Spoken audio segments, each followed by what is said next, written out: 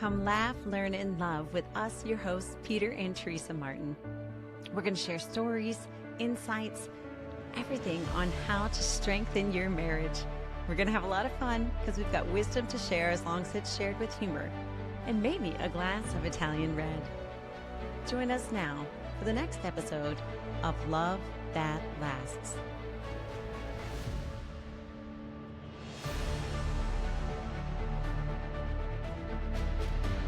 Welcome to Love That Lasts. We're your hosts, Peter and Teresa Martin, and today we're going to talk about one of the three things that couples fight about the most. And do you know what they are? Yeah. So money is one, sex is another one, and in-laws or family is the third. And which one are we going to talk about? Well, it'd be fun to talk about sex, but that's not going to happen this episode. That'll be in a future one. Today, we're going to talk about your family. Family of origins. Family of origins. So yeah, we, as we said in the last episode, we've been doing marriage prep for a long time now. And the funny thing about the family of origins is that either we didn't hear it when we were being prepared for marriage or they didn't give it to us, whatever it was. It might have just gone over our heads. But when we were learning to do marriage prep, we went through the topic of family of origin, and this was year 5 of our marriage. And both Teresa and I were like, yeah, we should have maybe... that answers a lot of questions. We should have maybe paid attention more. If that, we have no idea if it was even brought up in our marriage prep, but we realized, yeah, that's a good thing to talk about, your family of origins, because yeah, we're bringing two people together from typically two completely different countries, and that's just culturally speaking. Everybody's family is different, and you're trying to bring one person from one different family and the other together and create something new. And of course, there's going to be conflicts. There's going to be difficulties because we're used to our heritage. Right. And it's like, yeah, with all of our different flair of how we celebrate holidays and what we do for birthdays and what we do just as a family for prayer and all these different things that are just second nature to us when you grow up in it. Yeah. And then all of a sudden come into collision with this person who you've agreed to spend the rest of your life with. And then you have to figure out, okay, what is most important to me? Like, what do I really want to hang on to here? And what can we, like, how do we find that win-win? Like, what's important to him? What's important to me? And yeah. The reality is, for most of us anyway, we believe that the way things were growing up was the way things are meant to be. I mean, some people have different experiences, but for the most part, that's what we know because we don't know any different. That's just the way things were, and we just assume that's the way they're supposed to be. And then we meet this other person, or then we grow up a little bit and we start seeing the world a little differently, and we realize, oh, maybe what we did wasn't perfect. Now, this is my caveat whenever we talk about family of origin is when you recognize that maybe things growing up weren't maybe the way they should have been.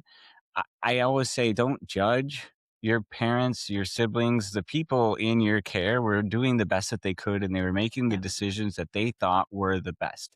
That's typically the way I ask people to look at it, because now as a parent of 21 years now, we recognize that, yeah, in a clutch, maybe we didn't make the right decision, but that's the decision that was made with the amount of energy we had left or whatever it is.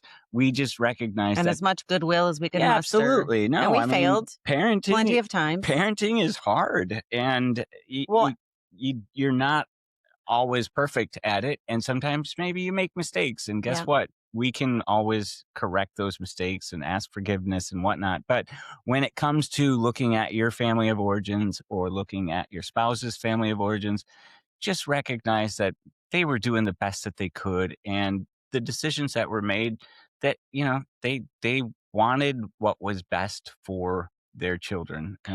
And especially like you're talking about looking at your own, but especially when you're looking at your spouses, there is a certain level of being critical of your own history, right? Because there are oftentimes, more likely than not, there are some wounds there, and God might want to heal that. God might want to bring that up. But we are, we specifically here are talking about, just like the general things, and not necessarily those wound making events in your Mm. life, but just how the family operates and what you're used to. And Peter and I, um, like honestly, like first of all, we couldn't have come from different circumstances because I grew up in the suburbs of New Orleans, Louisiana, a Southern We couldn't have girl. come from more different, like What did- more opposite. More opposite, Yeah, more yeah. different No, it's circumstances. true.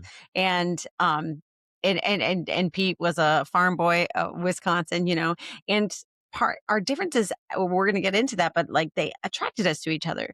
So why was it that like in our first year of marriage, like the fights were like trying to make him more like me, Right. or he would say things that would be like, well, why don't you do this like this? Right. It's so weird because it's like, well, why did we do that when our differences were the things that attracted us Right. in the first place? Yeah. No, It's such and a weird. in our first year of marriage, we really did try to make things the way that they were when we were growing up, which is funny because that's, It's not as like either of our upbringings were perfect. I mean, no right. one's is. And you're absolutely right. The reason that I was attracted to you is because you did things differently, and that was refreshing to see that, wow, your family does things completely different than mine. So yet here we are, I want to go back to the way that, I guess it's just, we're human, and that's my comfort level, and that's what I thought things were supposed to look like. And Especially when, I mean, I think part of it that exasperated the whole thing was we got married oh yeah. in June, and 3 months later we were on right after 9/11. Actually, we Yeah. were on a plane over to Rome, Italy, to study. So we got thrown in the beginning of our marriage into a foreign country Hmm. that spoke a foreign language, and it kind of made us both feel very vulnerable Sure. and insecure. And we want to go back to the comfort that we were used Right. to So growing you up. grasp onto Yeah. things that kind of give you a sense of Yeah. control because we Oh kind of man. felt out of control in our lives at the time. Peter was he was like kind of a year ahead of me in the theological studies because he had taken philosophy in Belgium, so they accepted his credits, but I had to take a year of philosophy first. So my classes were in the afternoon. I put that in air quotes because their afternoon classes are like from 3:30 to 7:30 in the evening, because they have reposo in the middle of the day, and his morning classes were from 9 to noon ish, and so we were missing each other, so we didn't even have the security of being at class at the same time, and Yeah. and so I think that sent us into a place, like, just reflecting on this, like, of I need to find something that I can control, and so what does that do is, like, you revert, and I think we do that as spouses, but also as parents. We do that a lot. Like, if we are feeling insecure, like, you start operating in this kind of like spontaneous mode of the way your parents did it, of the way your family was.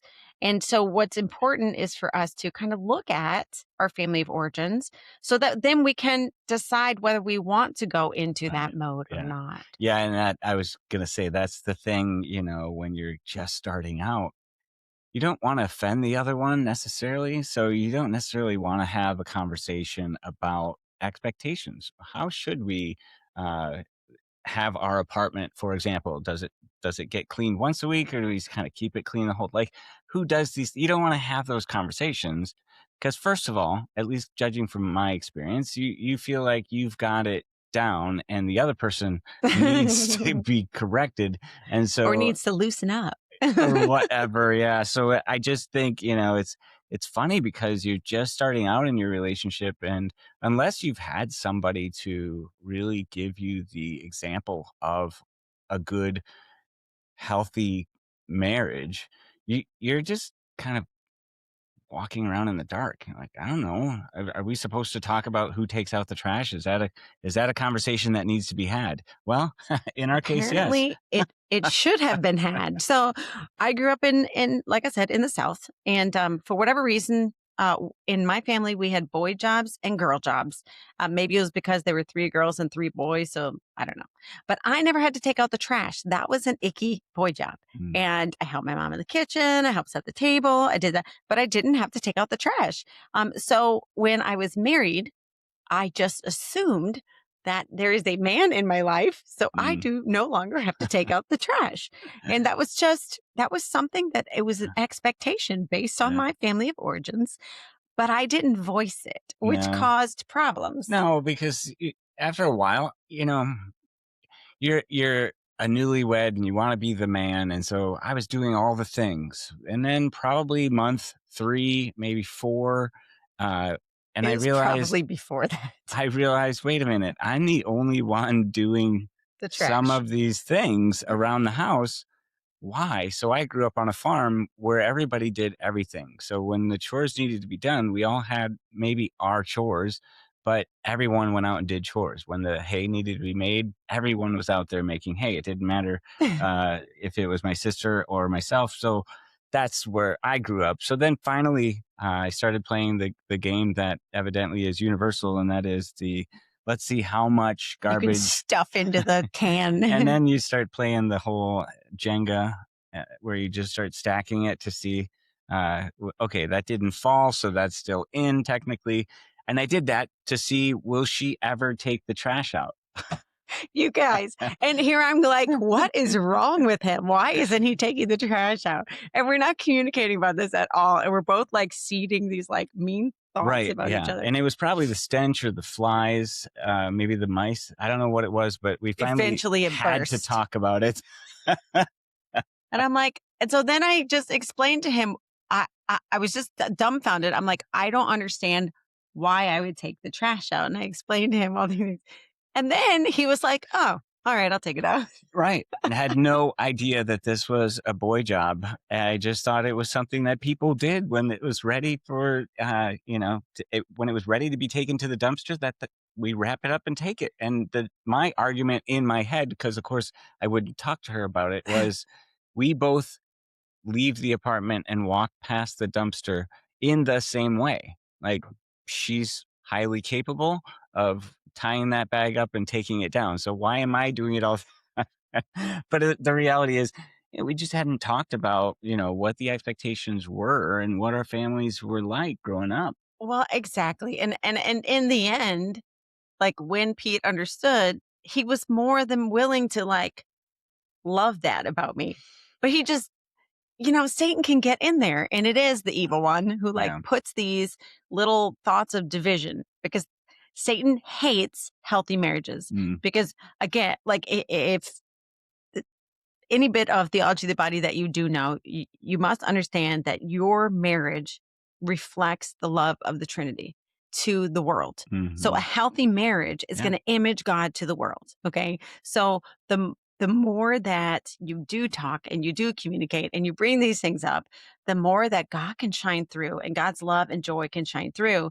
And so that's why Satan wants to always, he's looking to put wedges. He's looking to put these little silent Mhm. things that pull you apart from each other. And so that's why it's so good to stop and talk and discuss. But sometimes you need to like carve out that time because you can't. Like sometimes I would try to talk to Pete about something and he's like on his way out the door. Well, that's not going to be successful. Right. And the other caveat is that, we love our family. And so there has to be a delicate way of talking about the other person's family. So, we've been married almost 25 years. So we know now that we don't we don't say things about the other's family as a way of judgment, but instead it's a way of recognition. Like, interesting, sweetie, I never knew this about your family, but look at this process that goes on. And it takes time. Like, we didn't recognize things right at the beginning, but now we're like, look at the way that your family did things. And then the result that occurs, and it's either good or bad. That's not the point. The point is recognizing it and then either owning it or saying maybe we could step back from that, whatever process it is, and not forming a judgment, because that's the fear, right? We love our families. And if somebody was going to attack my family, I would get upset. So You put up a defense mode. yeah. So when it comes to you and your spouse talking about your families, make sure that there's a mutual agreement that now this isn't just Martin bashing time. If anyone's going to bash the Martins, it would be me. But Well, that's also that's why the it's best for you for like each spouse to be the one to hold the conversation when it's about their own family. right. And if there is something that you're saying, that you're looking for the good qualities as Correct. well, because so I love this man sitting next to me. I love everything about him and his struggles that he's overcome and the strength that he shows. And he is my Peter. He is my rock.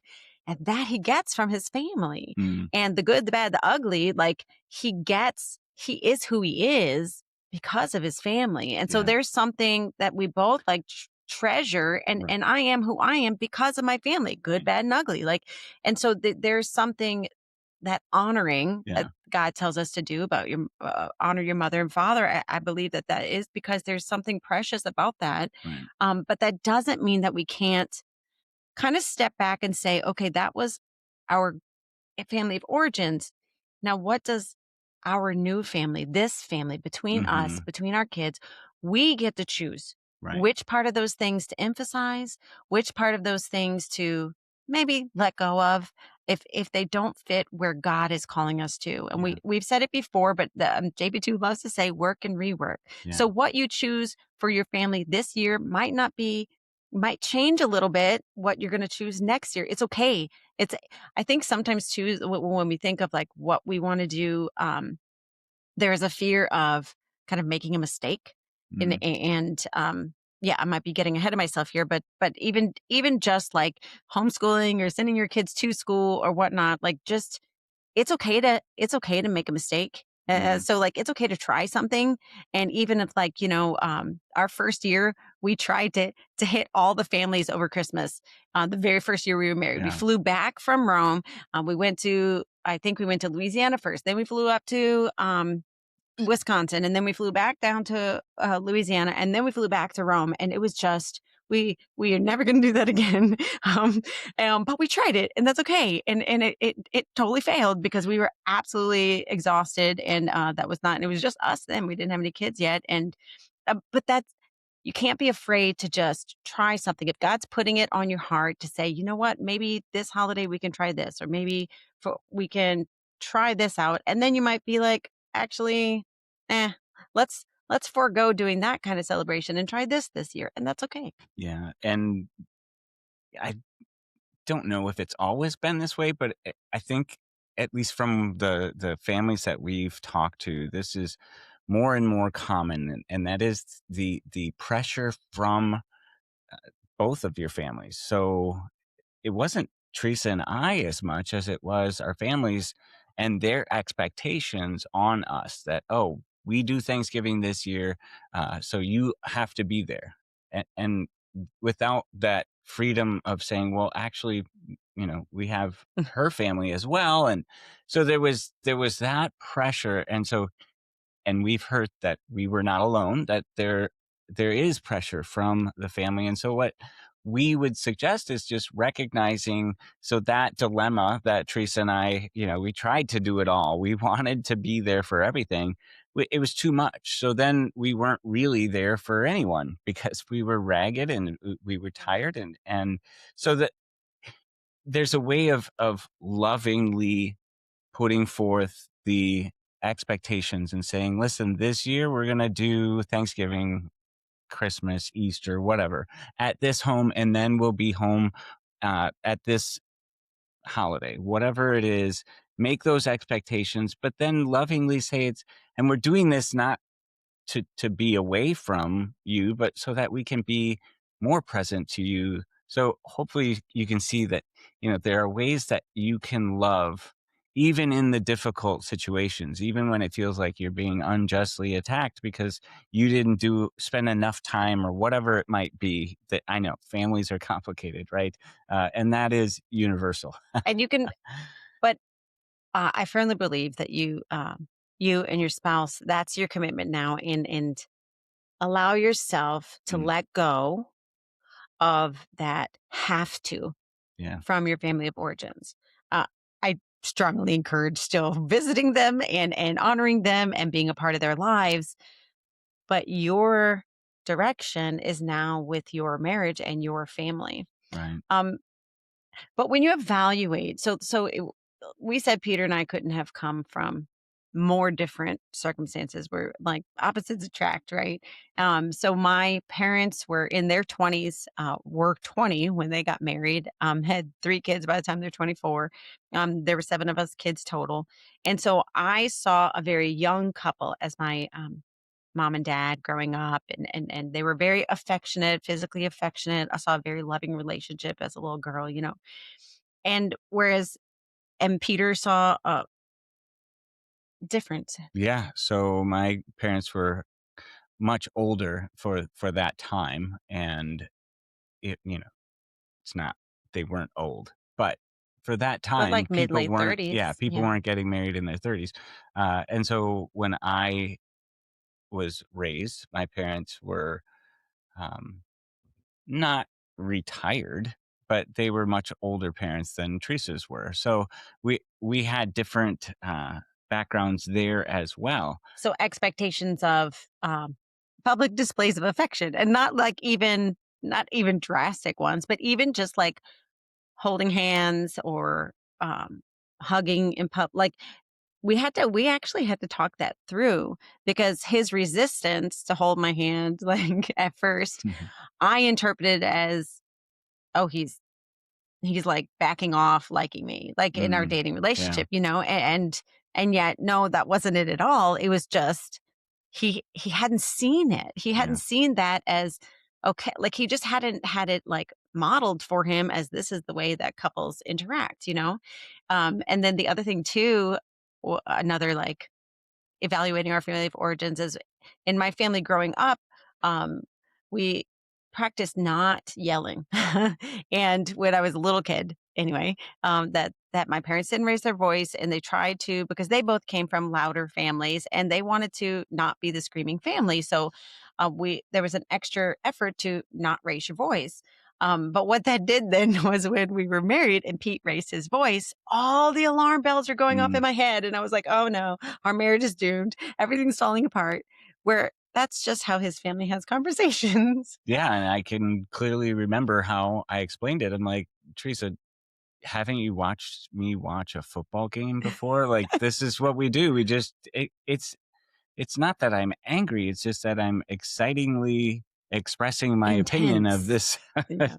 So, yes, it was her experience, that anytime anyone raised their voice, it was, like, super high level anger, whereas, I mean, I don't know, we weren't that angry, but we were determined to share Passionate. our opinion. Yes. Well, and so it's just how someone perceives and how you receive something is just as important as as your intention. Because I think sometimes in communication, and we had to learn this, that Pete might say something like raise his voice or something, and I would feel attacked or Mm, feel hurt or feel offended. Um, yeah, like just feel hurt by it. And at the beginning, and you can correct me if I'm wrong, but like at the beginning, he was not as wise as he is now, and would say, "Well, that's not what I meant," and move on. mm, Like just thinking, "Well, I didn't mean it that way, so you shouldn't feel that way," right?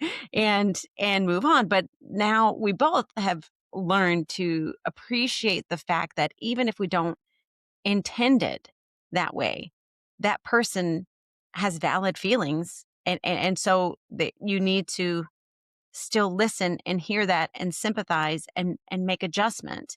And so, okay, I really didn't intend it that way. I'm so sorry that you felt hurt.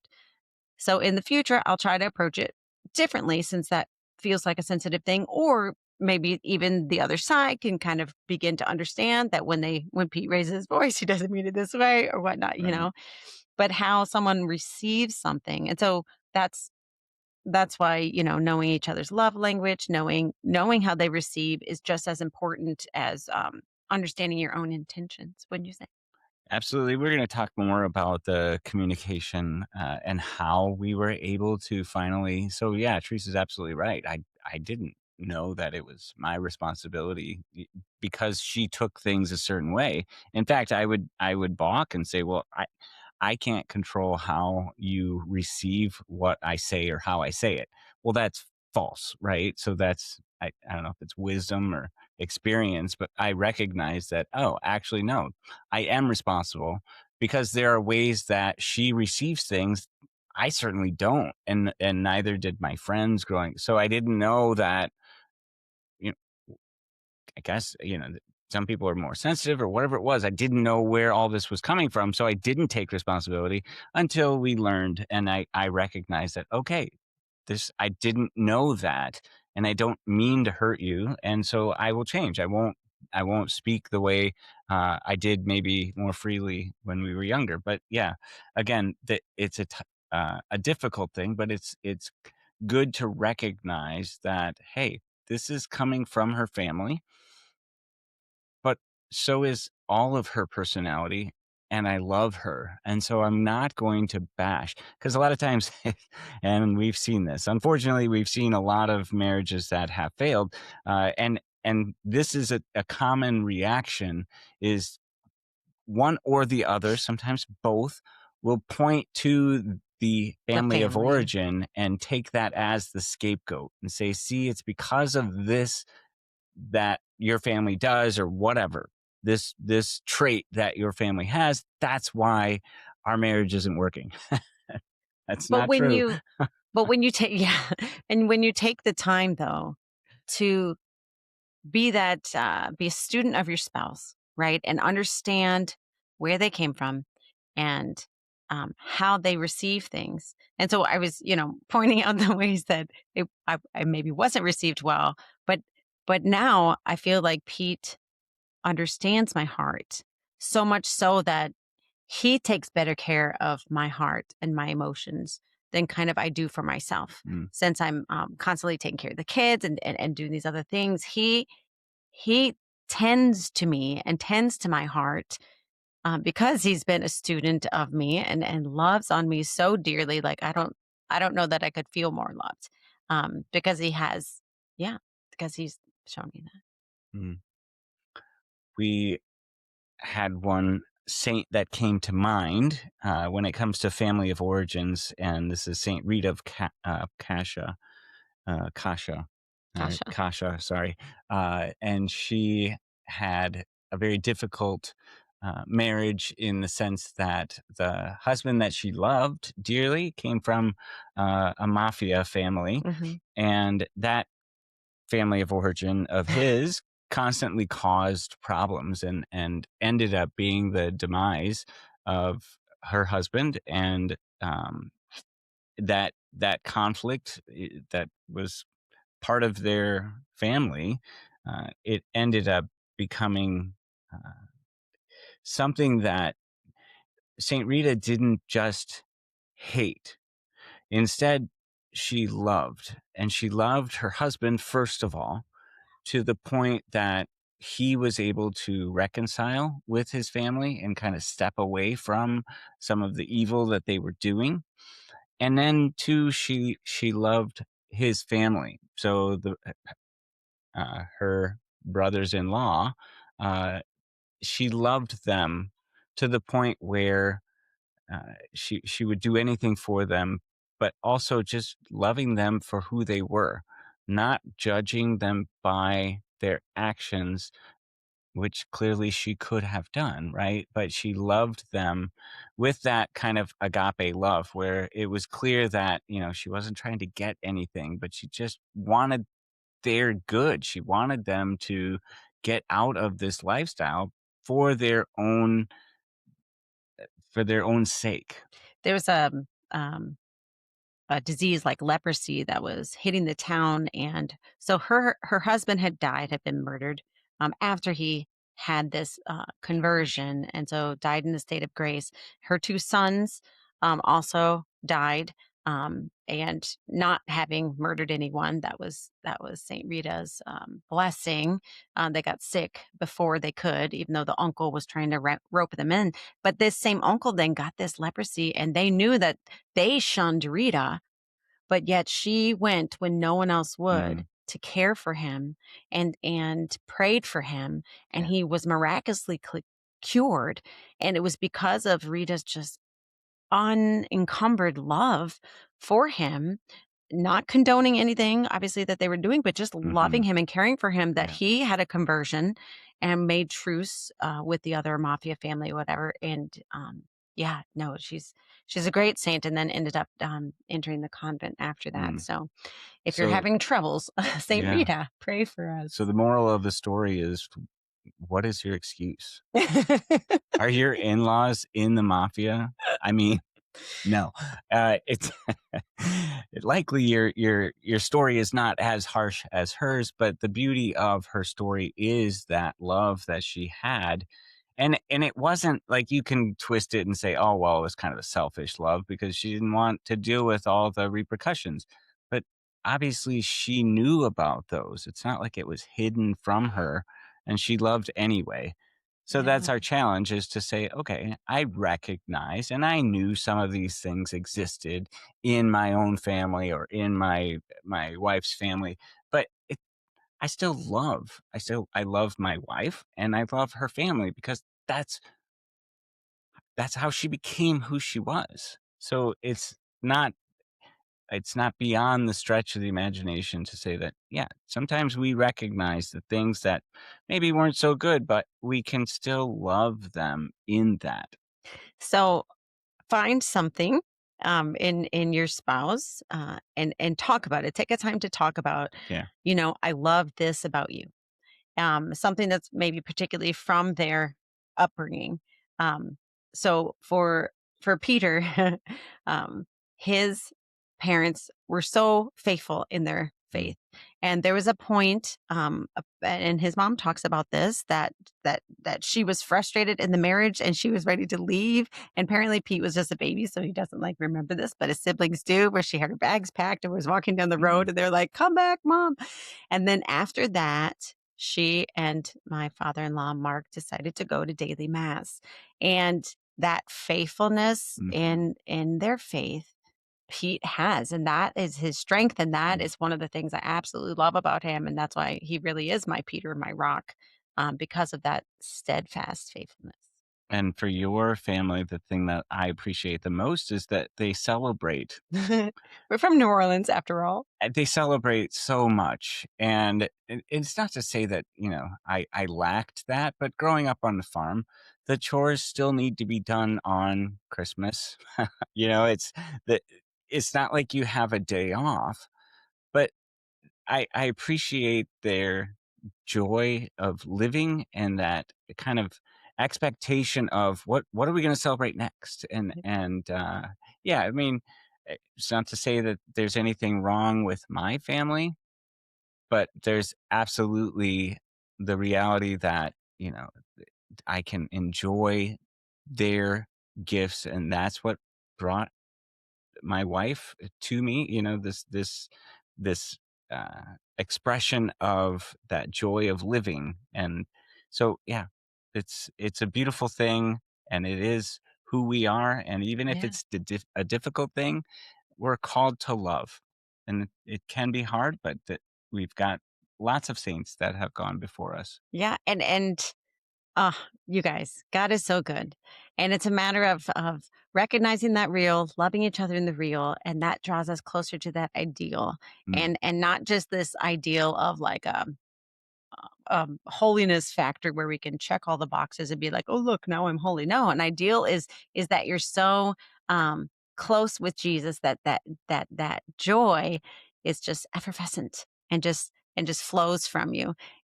So we hope that you have that joy this week, and may God bless you and keep you always close to His heart. Amen.